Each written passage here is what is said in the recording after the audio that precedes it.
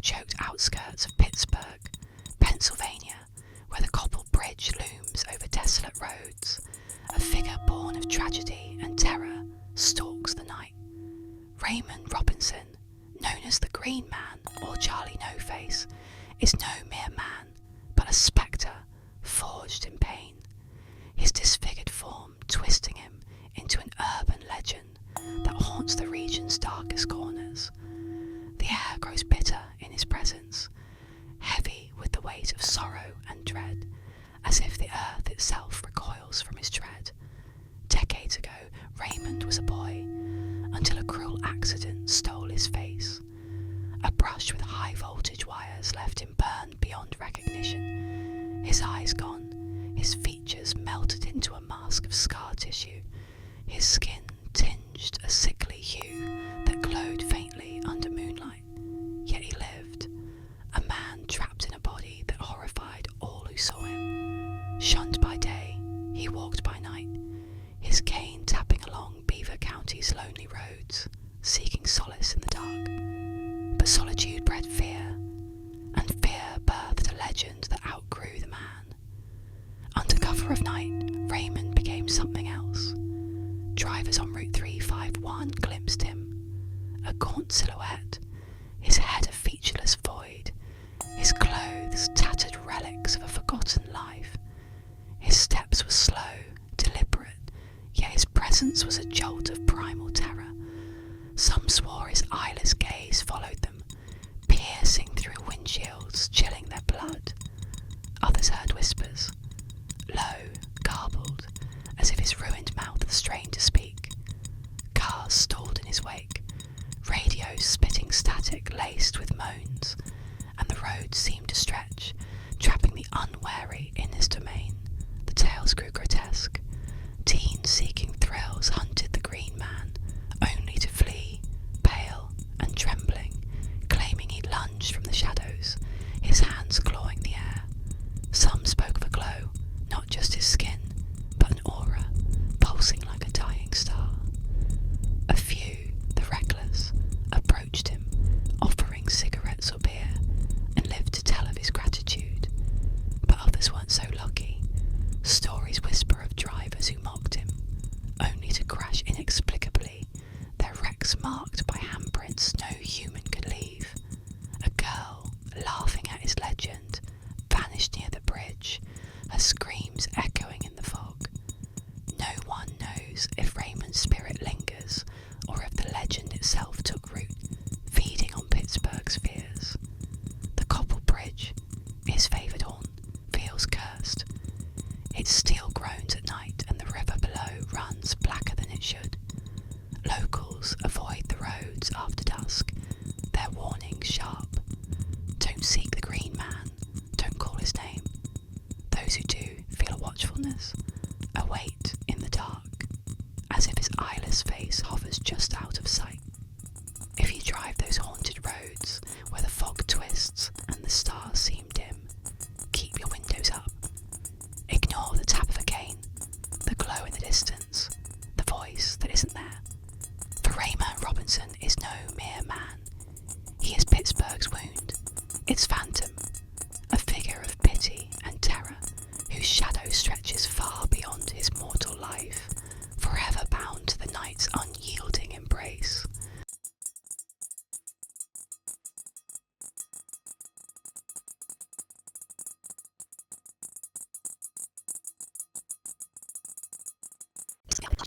Leaving terror and death in its wake, the Manananggal appears human by day, often disguising itself as a beautiful woman, blending seamlessly into the world of the unsuspecting. But when the sun sets and shadows deepen, its true form is revealed. With a guttural, bone-chilling sound, it tears itself apart at the waist, leaving its lower body behind. Black, leathery wings unfurl from its back, and its fanged mouth twists into a grotesque grin. Freed from its human guise, the Manananggal takes to the sky, a half-bodied monstrosity searching for its next victim. Its prey is often the vulnerable, pregnant women, and the unborn are said to be its its favourite targets. The creature uses its long, needle-like tongue to pierce roofs and walls, feeding on the life force of its victims as they sleep, helpless and unaware. Villagers claim to hear the faint tick-tick-tick sound.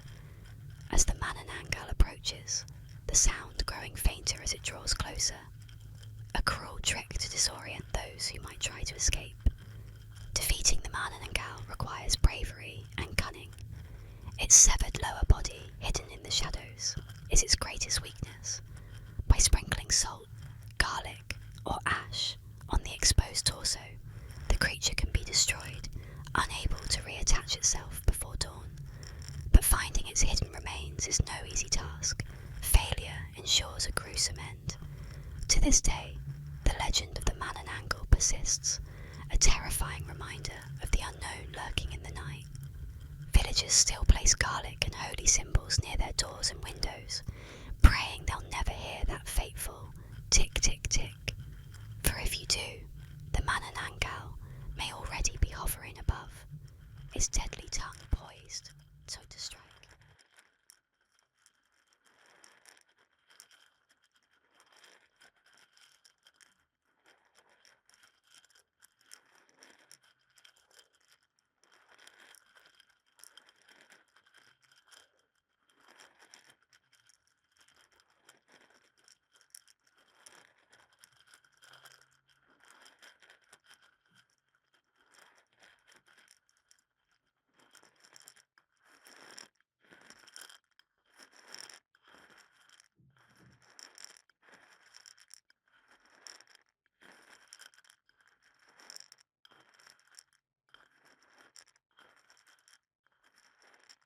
Within the hallowed halls of Lincoln Cathedral, a chilling presence lurks, a grotesque monument to a battle waged between heaven and hell.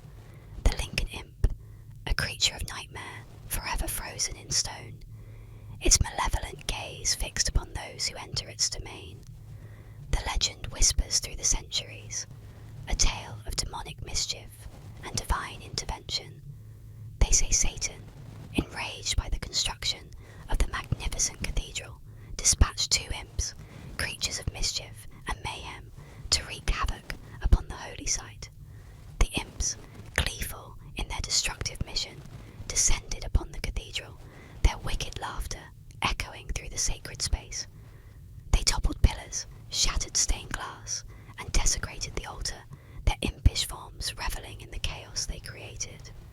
An angel, witnessing the sacrilege, descended from the heavens, its radiant form filling the cathedral with a blinding light.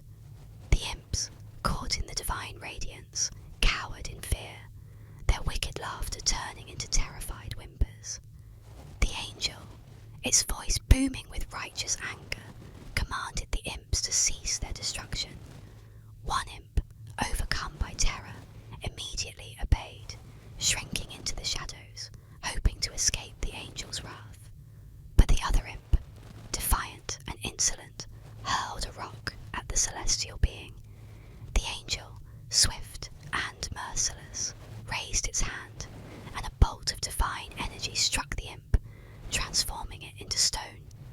The imp, forever frozen in its act of defiance, became a grotesque ornament within the cathedral, a chilling reminder of the power of good over evil. But the legend doesn't end there. Whispers persist, tales of the imp's malevolent spirit still lingering within the cathedral walls. They say its eyes, though turned to stone, still follow those who enter, its malevolent gaze a curse upon the unsuspecting. And on moonless nights, when the wind howls through the cathedral's arches, a faint, chilling laughter can be heard echoing through the hallowed halls, a haunting reminder of the imp's unholy presence.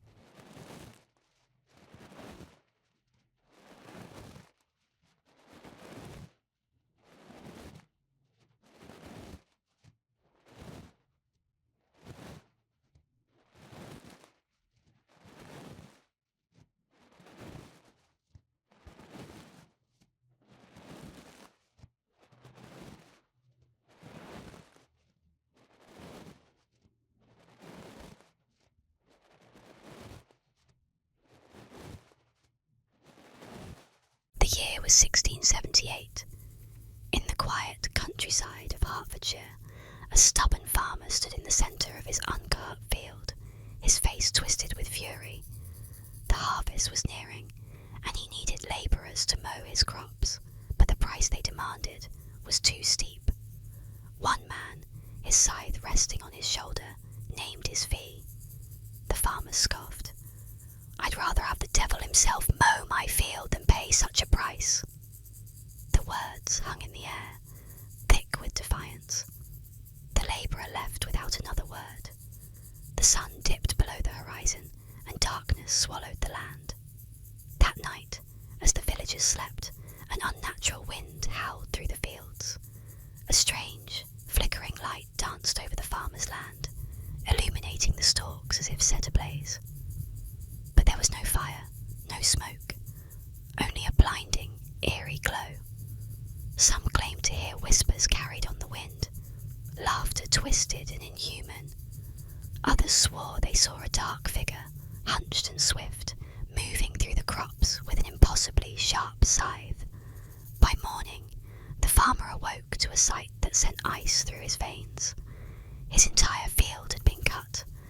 The stalks were not hacked or trampled as a man's hand would leave them, but perfectly flattened, bent in unnatural, swirling patterns, as though something far beyond human had swept across the land. No footprints, no tool marks, only the eerie silence of a job done too well.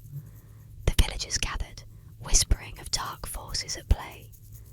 "The devil has mowed your field," they told the farmer, their faces pale with fear. He said nothing. He never spoke of it again, but those who passed his land at night claimed the patterns still held a strange power, that the air within them felt colder, and that if you listened closely, even centuries later, you might still hear the soft rustling of a scythe against the wheat, a sound with no man to make it.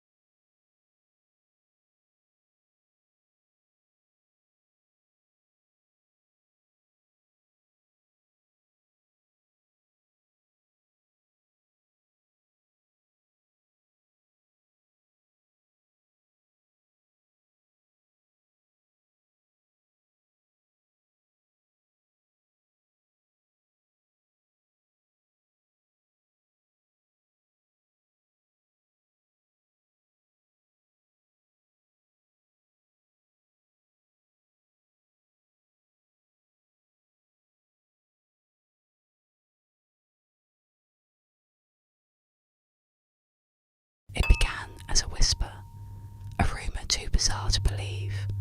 Paul McCartney is dead. The story claims that in 1966, at the height of the Beatles' fame, Paul died in a car crash, his body mangled beyond recognition. Fearing mass hysteria, the band and the handlers covered it up, replacing him with a perfect double, a man who could sing, play, and even mimic Paul's mannerisms. But the truth, they say, is hidden in plain sight. The album, Sgt. Pepper's Lonely Hearts Club Band, is filled with eerie clues. Paul stands apart from the others on the cover,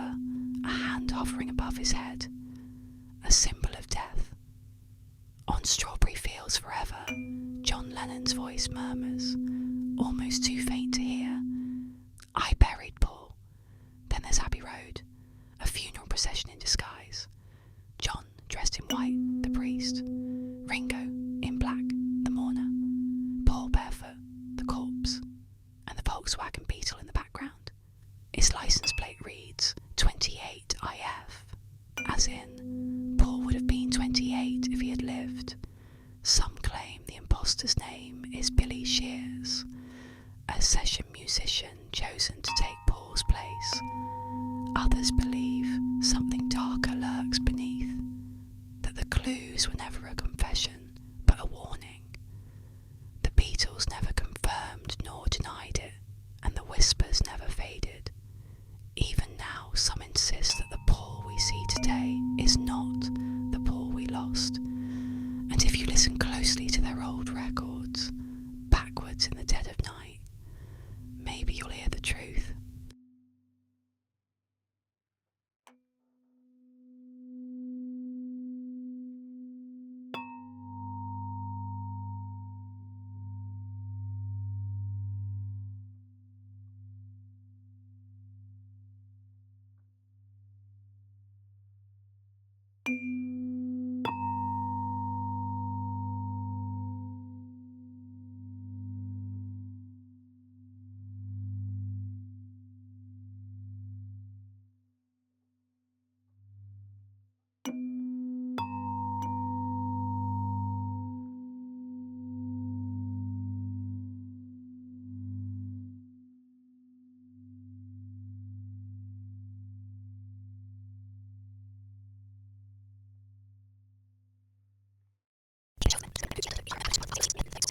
The goat man is not a creature to be trifled with.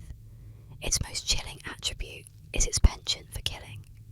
The goat man is often blamed for the mysterious deaths of livestock, particularly dogs. The bodies of the animals are found mutilated, their throats torn open, or their bones snapped in grotesque ways, as though something with immense strength and malice is at work. But the creature is also said to hunt humans, especially those foolish enough to venture too deep into the woods after dark. There are stories of hikers and campers who vanished without a trace, their only clue being a series of strange cloven hoof prints that lead into the heart of the forest and disappear.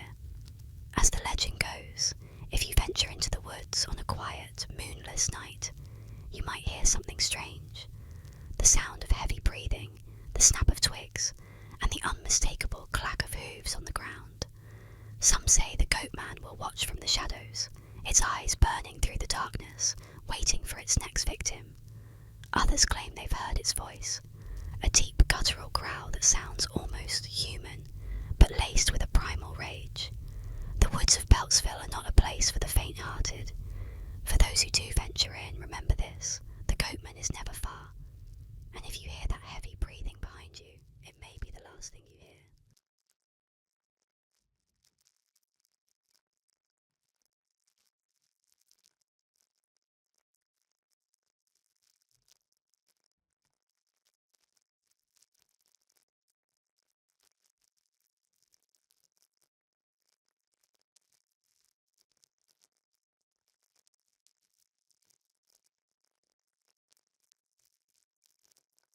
In the dark, misty roads of Japan, there's a terrifying tale that haunts the streets, one that sends a shiver down the spine of anyone who dares drive at night.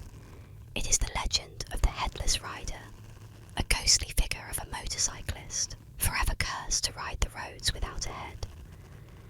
The story begins with a tragic accident that occurred years ago. A young man speeding down a desolate road on his motorcycle was unaware of the danger ahead.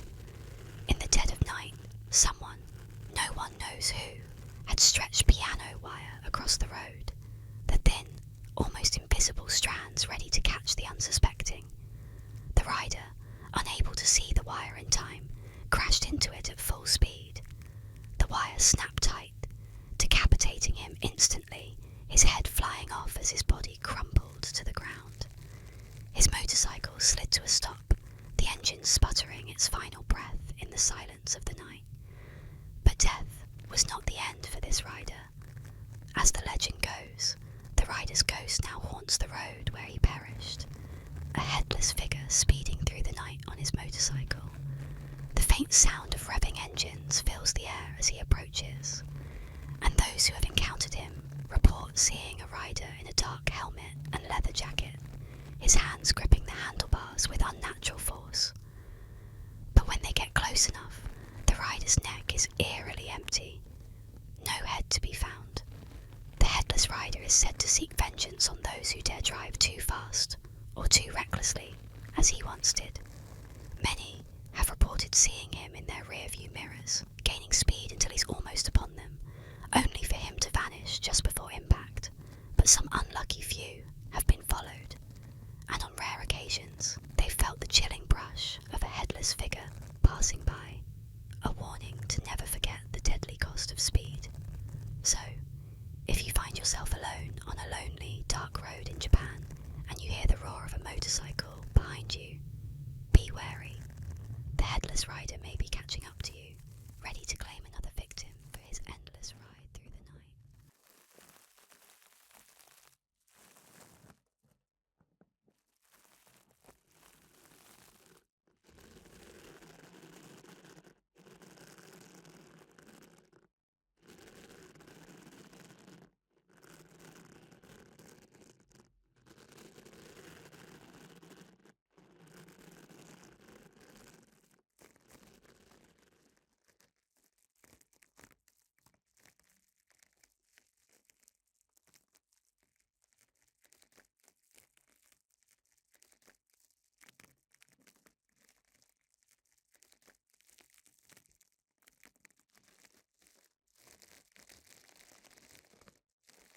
In the small, quiet town of Hopkinsville, Kentucky, there exists a legend so bizarre and terrifying that it has persisted through decades. It is the tale of the Hopkinsville Goblins, a strange, otherworldly encounter that defies all logic and explanation. On the night of August 21st, 1955, a family in the rural outskirts of Hopkinsville reported something so chilling it would become a cornerstone of UFO lore. The family, along with a few friends, had gathered at their home when strange glowing lights were seen in the sky. At first they thought it was a passing plane, but soon they realised that the lights were descending toward their property, hovering eerily above the ground. As the night grew darker, the true horror began. Small, goblin-like creatures, around 3 to 4 feet tall, emerged from the woods. Their skin was an unnatural shade of green, smooth and hairless, and their eyes glowed a vivid, unsettling yellow. They were said to have elongated arms and 3 webbed toes on each foot. The creatures moved in a jerky, almost mechanical manner, creeping around the house, peering through windows with unnatural intensity. Terrified, the family took refuge in the house, but the creatures did not relent. The goblins began to tap on the windows, scratching at the walls, and in some accounts, they would even jump and cling to the sides of the house like creatures from a nightmare. The family fired shots into the air in a desperate attempt to scare them off, but the creatures remained undeterred, their glowing eyes following every movement. The terror continued for hours until the creatures finally vanished into the night, leaving behind nothing but a deep sense of dread and unanswered questions. To this day, no one knows what the Hopkinsville Goblins truly were. Were they extraterrestrials, creatures from another world? Or were they the product of some collective hysteria? Regardless of the explanation, the legend of those green, glowing-eyed beings still haunts the town of Hopkinsville, where the night sky is always a little too dark and the trees too still.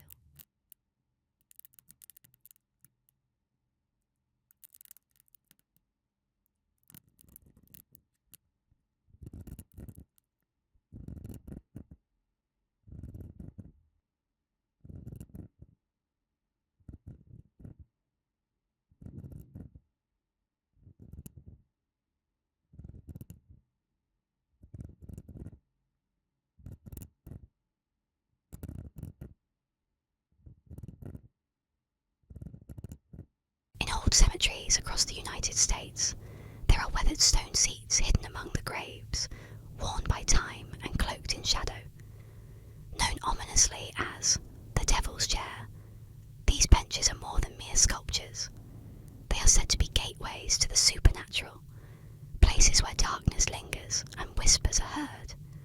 Legends warn that those who sit on the devil's chair may not leave the same as they arrived, or worse, may never leave at all. One of the most infamous devil's chairs is found in a forgotten corner of a small cemetery in Kansas. It's a simple stone seat, cracked and faded, seemingly innocent, yet emanating a disturbing energy. Locals warn against sitting there, especially at night. They say that if you're brave, or foolish, enough to sit on it alone at midnight, the devil himself might appear, a silent figure lurking just beyond the veil of shadows. Some claim he'll offer a dark bargain, while others say he merely watches. His presence a weight upon your chest, stealing your breath. People who've dared to sit on the chair often report eerie phenomena. Some hear whispers, faint and mocking, as if unseen figures surround them. Others describe an overwhelming cold, a chill that seeps into their bones, or a sudden, paralysing feeling of dread. And the most disturbing accounts come from those who sit alone, feeling an invisible presence pressed down upon them, as if something is slowly wrapping its grip around their shoulders, squeezing them into the stone. More sinister still are the tales of those who sit in the chair only to find themselves haunted afterward. They hear footsteps behind them in empty rooms, see shadowy figures lurking just out of sight, and suffer from night terrors, each dream filled with visions of twisted faces and mocking laughter. Legends say that the chair holds the souls of those who've lingered too long, bound to the stone by their encounter with the dark. Perhaps it is merely a relic of 19th century superstition, or perhaps, as the locals claim, it is a portal where the devil waits patiently, luring the curious and the desperate into his grasp. But one thing remains certain: those who leave the devil's chair rarely forget its chilling embrace.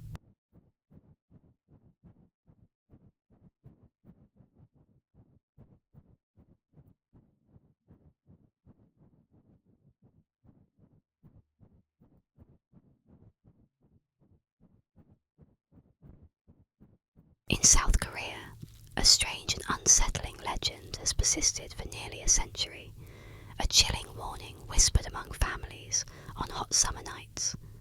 Beware of sleeping with a fan running in a closed room, or it may claim your life. Known as fan death, this belief insists that an electric fan left on overnight in a windowless room holds the power to kill, suffocating the sleeper in their bed. The origins of fan death stretch back to the 1920s and 1930s, an era of modernisation and new technology when the electric fan first arrived in Korea. Stories began to spread of people found dead in their rooms, the only constant a fan whirring beside them. The legend took on a life of its own, with families firmly convinced that a fan could drain the oxygen from a room, causing asphyxiation or lower body temperature to fatal levels. It became a superstition rooted in fear, and warnings echoed from generation to generation.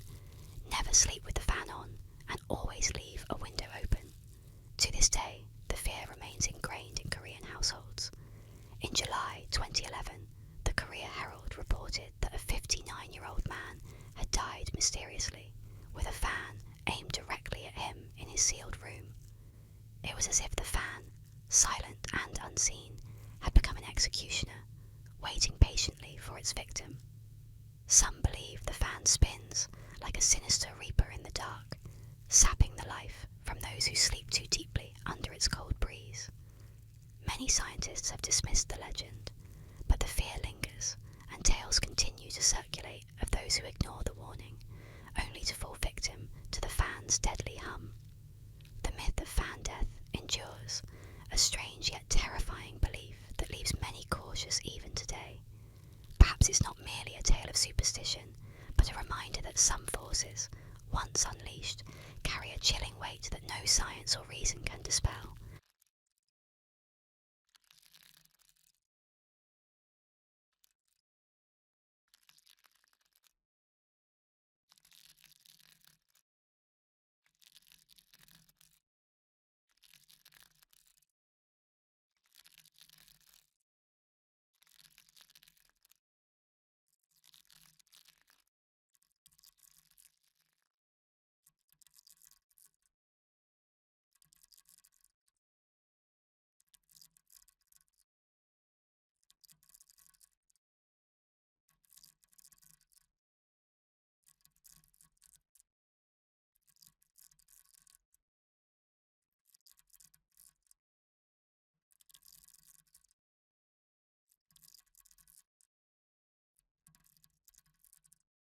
we dive into the eerie legend of the Chonchon, a mythical creature that haunts the night skies.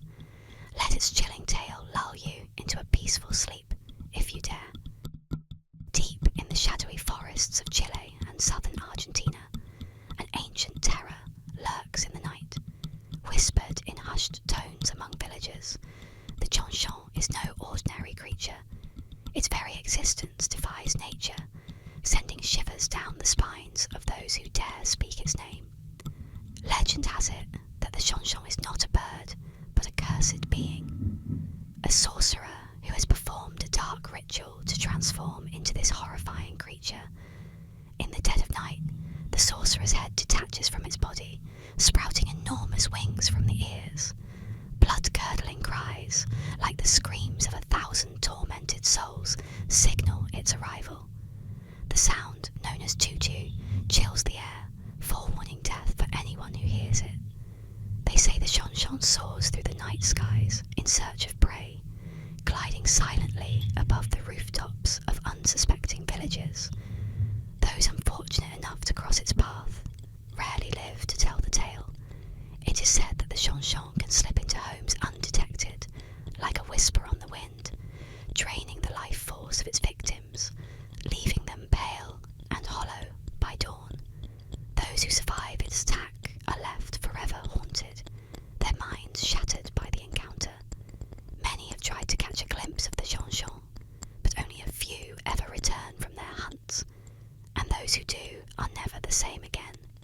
Their descriptions are fragmented, as though the horror of what they witnessed burned itself into their minds. The Chonchon's eyes, they say, are glowing red orbs, filled with a malevolent intelligence far older than time. Its wings beat with unnatural silence, a deadly predator slipping through the night like a phantom. It is said that only the most skilled of shamans can undo the curse of the Chonchon, but these rituals are dangerous, and failure means the sorcerer's twisted form will be free to wreak havoc for eternity. To this day, villagers lock their doors and windows tight when they hear the faintest whisper of the Chonchon's cry. The wind, though invisible, might carry death with it, for the Chonchon does not rest. It hungers, always searching for its next victim, always lurking in the darkness, just out of sight. So, beware the stillness of the night, for you may never know if the next faint flap of wings you hear belongs to the Chonchon until it's too late.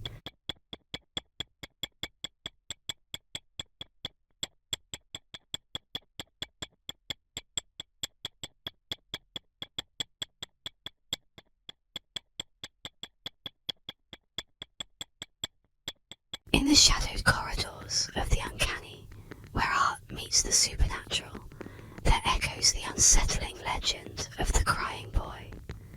This painting, a mass-produced print by the Italian artist, known both as Giovanni Bragolin and Bruno Amadio, has stirred whispers of a curse since it first appeared in the 1950s. The portrait, depicting the tear-streaked face of a young boy with deep, sorrowful eyes, became a common fixture in homes across Europe, initially cherished for its poignant depiction of innocence and grief. Yet, beneath the surface of this seemingly benign artwork, darker forces seem to lurk. The legend began to take shape in the 1980s, when a series of mysterious fires devastated numerous homes throughout England. Amidst the charred ruins, firefighters made a chilling discovery. While the flames consumed almost everything in their path, the prints of the crying boy survived unscathed. In one house after another, the painting was found amongst the ashes, its glass cover often the only thing left intact. These bizarre occurrences were first reported in a 1985 article in the Sun newspaper, which chronicled the strange phenomenon, igniting widespread fear and superstition. The tale grew more sinister with each telling. It was said that the boy in the painting was a foundling, taken in by Amadio, who discovered the child weeping beside the smouldering ruins of a building that had claimed his parents. Moved by his plight, Amadio captured the boy's eternal sorrow rumours swirled that the artist had exploited the child's curse, for the boy was no ordinary orphan. Legend had it that wherever he resided, fires of unknown origin would inexplicably ignite. As the cursed painting's fame spread, so did accounts of misfortune attributed to it. Owners of the print reported inexplicable series of bad luck, with numerous testimonies of personal tragedies that befell those who displayed the painting in their homes. Some spoke of hearing the soft sobs of a child at night, the cries echoing through hallways, only to find the painting's eyes brimming with tears, as if the boy mourned not only his fate, but also that of those who gazed upon him. Frightened by these tales, many sought to rid themselves of the painting, yet disposing of the crying boy proved no simple task. Stories emerged of the prints being found intact at local dumps, or returning to hang on the walls they had once adorned, despite being thrown away. Others who attempted to burn the painting found that it resisted the flames, the boy's face peering out through the fire, his tears reflecting the inferno around him. Some curious souls, skeptics of the supernatural, delved into the painting's history, seeking rational explanations. They proposed that the varnish used by Amadio might have been flame retardant, a common practice among painters who wished to protect their work. Yet, no scientific explanation could fully dispel the aura of dread surrounding the image. The legend of the crying boy took on a life of its own, a modern myth that mingled fact with folklore. It became a cautionary tale about the objects we choose to bring into our homes, about the unseen energies they might carry. It warned of the grief that could spill from canvas to reality, a sorrow so profound it seemed to transcend the boundaries of art and enter the realm of the paranormal. Today, the crying boy hangs in the shadowed corners of antique shops, in online auctions, and sometimes, still, on the walls of those who either do not know its story or who defy the curse to court disaster. Whether a true bearer of misfortune or merely a subject of one of the most unsettling urban legends of the 20th century,